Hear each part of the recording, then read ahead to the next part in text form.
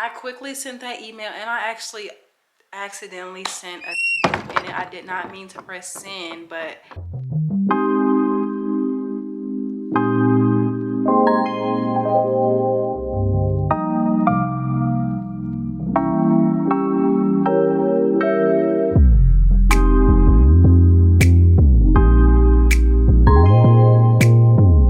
what's up, y'all? Welcome back to another video on my channel. It's Kendall B, and I'm back with another dilemma in my life. Okay. Go ahead and subscribe, join the family, like this video. Before we even get started, I'm gonna give you a second to get that together, okay?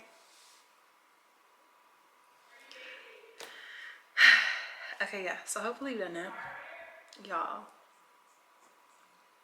can you stop being rude?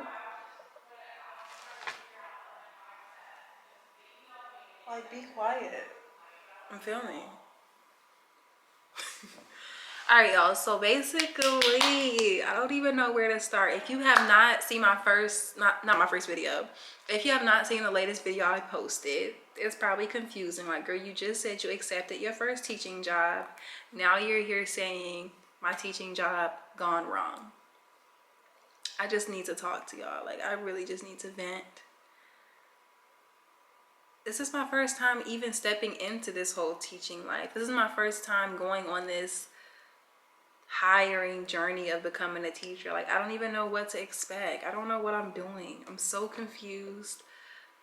I feel lost. I feel like I don't even know if I want to be a teacher. I feel so many emotions, and I honestly know I'm not the only student teacher feeling like this, or I know I'm not the only teacher, first year teacher that's feeling like this. Like, I just feel very confused and sometimes even discouraged, but I'm feeling pretty good today, and I just want to share what went down.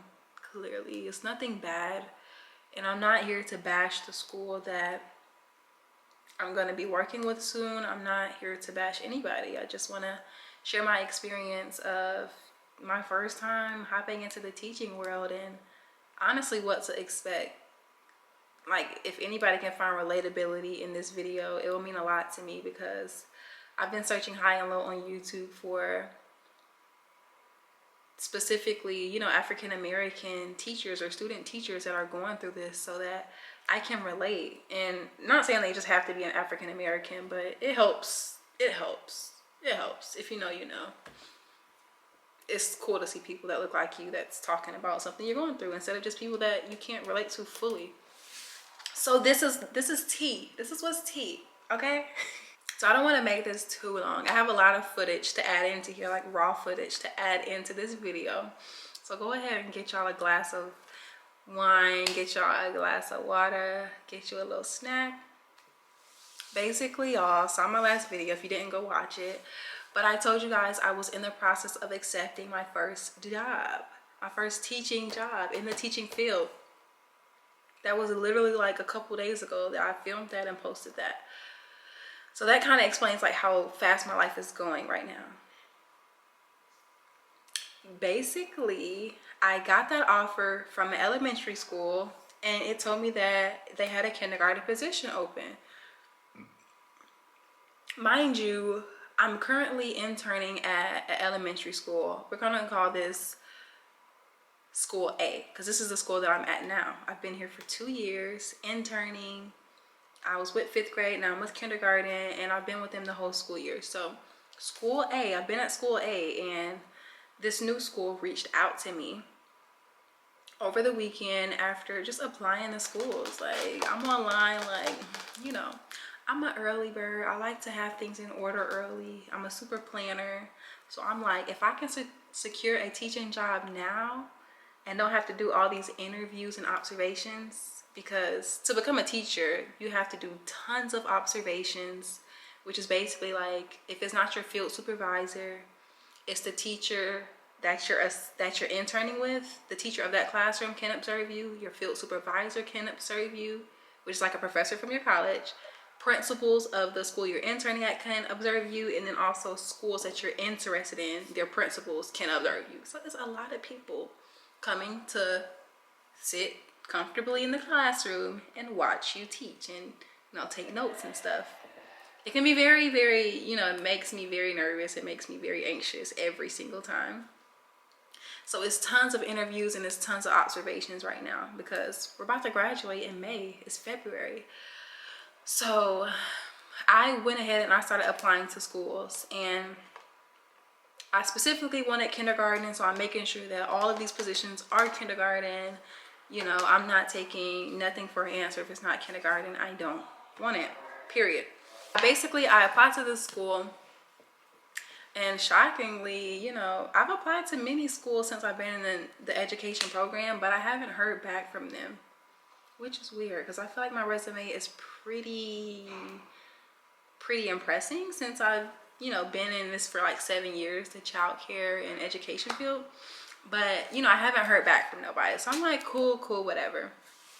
I hear back from... Hi. Can I... It's 5:30. We have to lock up when we're leaving. Okay. It's 5:30 now? Mm-hmm. Okay, great. I can't just... How annoying. Like, how annoying, honestly. We're gonna migrate somewhere else, y'all. They're kicking me out. This is just not my day today. Like, are you serious?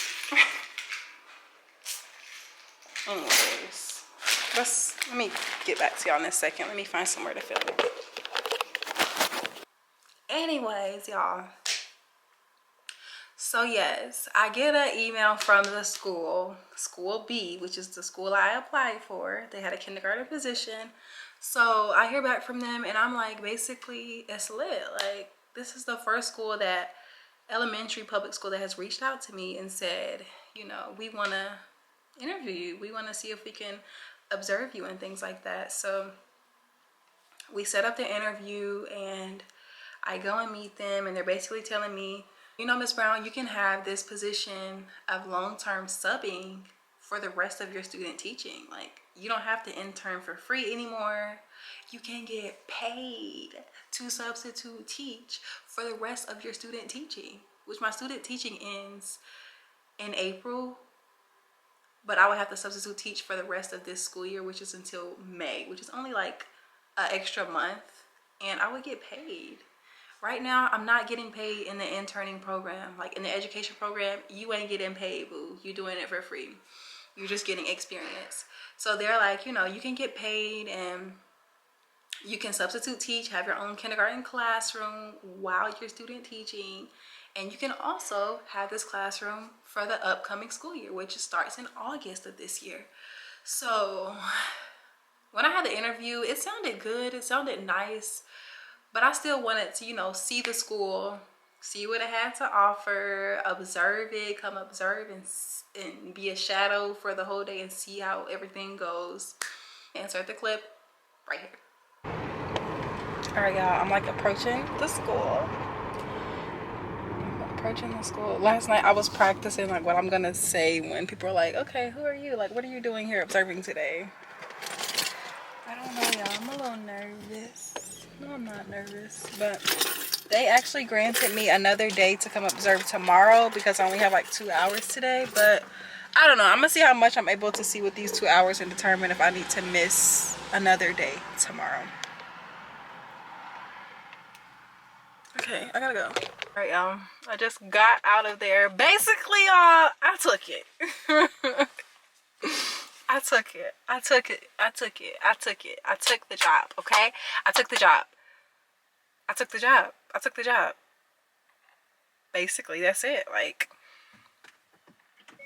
that's it. Like, I don't know what else to say. Like, I observed the classroom. I met the kids. They were super duper sweet. Like, of course, kindergartners. How could you not love kindergartners? But everything looked good to me. Like, you know, everything looked like it was doable for me. And it just, I didn't see anything that was like alarming. And I'm just ready to hop in. And I don't feel like there's anything that can go wrong with giving it a try. So he asked me if I was ready, if I wanted to do it. I said, sure. Like, you know, I would love to get paid for the rest of my program and also have a kindergarten classroom next year with no worries and have to go through no more interviews or have to find a school that has kindergarten. I know for a fact where I'm going to be and all that stuff. So that's exciting. He just has to call one more reference, but I should be getting information for Friday to start on Monday. 2 weeks I'll have a little support and then I'll have my own classroom. And I get to practice before the school year starts in freaking August of this year. Like I get a little experience before I actually start. So that's exciting, y'all. How do I actually feel? How do I actually feel? It sounds good to me. Basically just sat in the classroom, the kindergarten classroom that would be mine for this year and next year. Met the kids, you know, I walked around the classroom, saw what all resources they had, manipulatives they had, how the classroom was set up, classroom size, all that. I saw all that. I wouldn't say I was like, oh, this is it, like this is the school for me. But I was just like, oh, I don't see anything wrong. I don't see anything bad. And I instantly wanted to run with it after having the observation because I was asked, like, so what do you think, Miss Brown? What do you want to do? And I'm just like, looks good to me, you know, let's just do it. But I wasn't thinking it through.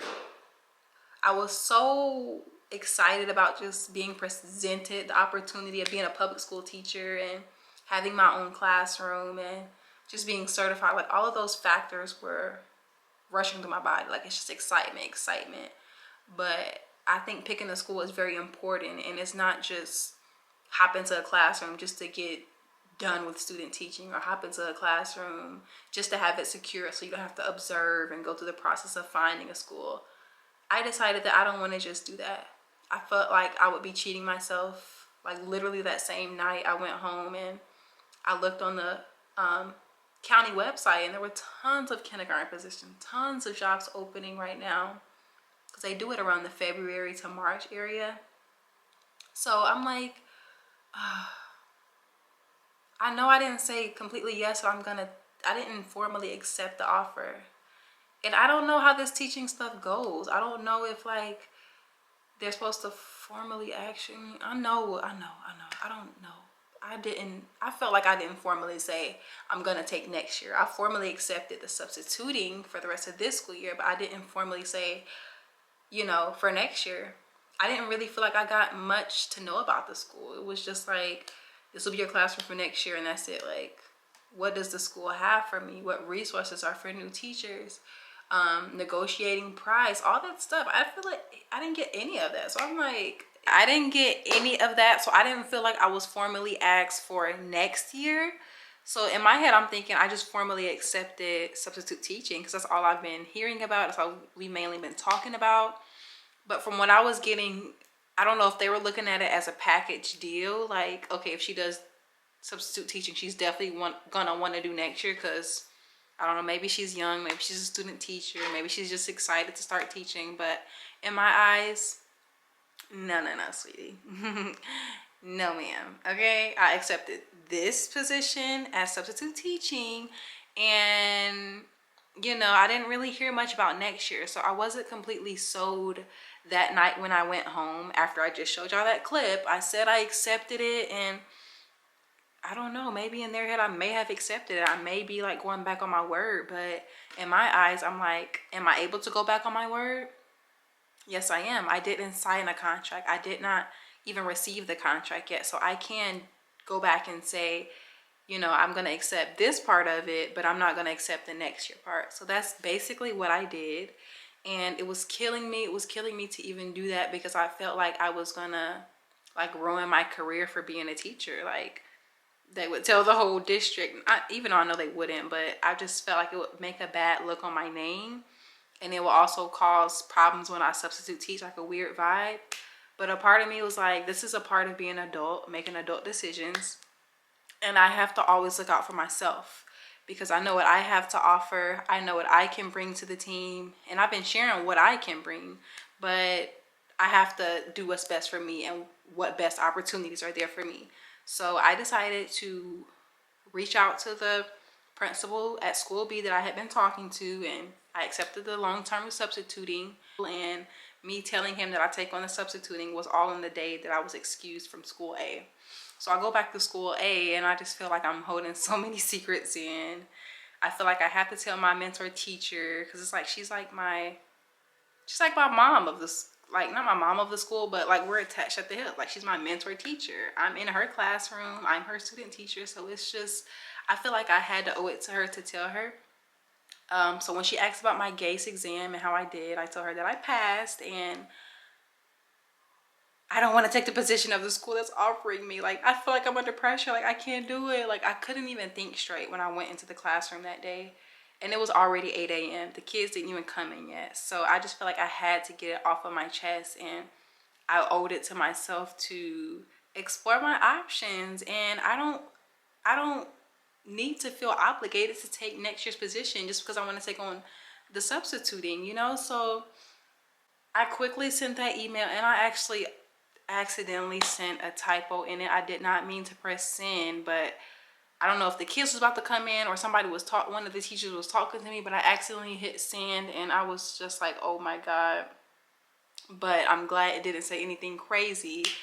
I just missed the I. I put lowercase, was trying to see. It was a nice email, but I just forgot to put a capital I, like a noun. Okay, Kendall, y'all don't care about that. But yeah, I had like a one typo in it, but I sent the email. I gave him the dates of when I could substitute teach, when I couldn't substitute teach because of class, and at the end I nicely wrote that I still need time to consider the next year position. Like, I formally accept the substituting, but I still need time for the next year kindergarten classroom, like signing contract. I need time for that. I need to still decide. And I got a phone call from him. I felt like that was just really out of nowhere because I'm in the classroom and he knows that. It was during school hours. So I run to the bathroom. I ask my mentor teacher. I don't ask. I just say, you know, I have to run to the bathroom really quick. So I ran to the bathroom and I answered it. And, you know, he was just asking like, you know, I just got your email. What is that about? And I just basically said, you know, I just still want more time to decide on signing the contract because I know you're sending it soon, and I just want to weigh my options. And, you know, I really just want to weigh my options. I don't want to just, I'm not ready yet to sign the contract. And, you know, basically I was told, you know, we have to hurry up this week. This is the week we're doing interviews. And I had to say, you know, that's fine. That's fine. But I'm going to take my time. I'm going to take my time to explore my options, and I'll get back to you. If the spot is taken, then that's fine too. You know, in my eyes, to look at it, I'm the teacher. It's a shortage on teachers. I'm the prize. So if you are being pressured to take a teaching job, feel the pressure. But remember, you're the teacher and we need teachers, okay? So take your time to explore those options. Don't feel obligated, because me, honey, queen, boo, I do. And now, after letting the school know that I'm going to do what's best for me and I'm not going to just jump with something else presented to me, I feel good. I'm going to go to like this virtual fair of a whole bunch of principals, a whole bunch of administrators. I'm going to go to actual brunch this Saturday with a whole bunch of principals and administrators of districts to learn about different schools. I'm going to take the time to do what's best for me, because that's important. You are a prize too. Never give yourself the low budget. Never give yourself the down. I'm not saying low budget like they gave me a low budget, but never lowball yourself. Do what's best for you, queen. You. And if you ever feel like you're alone as a student teacher or as a first year teacher, you're not alone, okay? You're not alone. Drop your comments. Let me know what y'all think about this, and just give me your words of encouragement, your insight. What would you do? Did I mess up my first teaching job? I mean, I'm still going to be substituting at the job, so it may be a little awkward when I see the principal again, but I'm just going to be professional like I have been and just communicate how I truly feel and what I truly want to do as an educator, and just leave it at that. I'm not going to feel bad for my decisions and how my decisions make people feel, because I do that a lot. So I'm working on that. I'm learning. I'm becoming a real adult. Well, I am a real adult. Shoot, I pay bills and stuff. So, okay, this is a part of it. So make sure you subscribe, join the family. And I love you guys so much. And I'll see you in my next video. Bye, beautifuls.